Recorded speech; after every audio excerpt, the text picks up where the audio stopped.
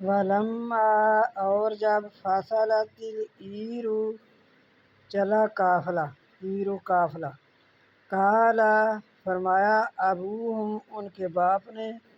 انی بے شک میں لاجد محسوس کر رہا ہوں ریح خوشبو یوسف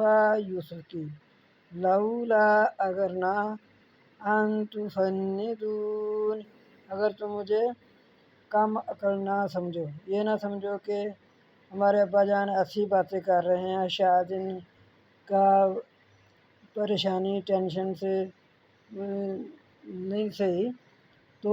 آپ دیکھیں کہ یہ ادھر بھی نبی ہیں ادھر بھی نبی ہیں، لیکن جب تک اللہ کا حکم نہیں ہوا پہلے بھی بچے آتے جاتے رہے ہیں، قافلے والے آتے رہے ہیں، تو لیکن جب اللہ نے چاہا تو یعقوب علیہ السلام کو غیب جتا دیا، تو آپ اپنے گھر والوں سے جو آپ کے پاس آپ کے پوتیاں پوتے اور گھر میں لوگ تھے ان سے کہنے لگے کہ تم مجھے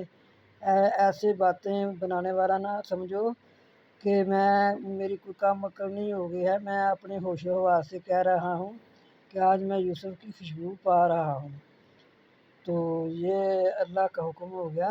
تب آپ نے فرمایا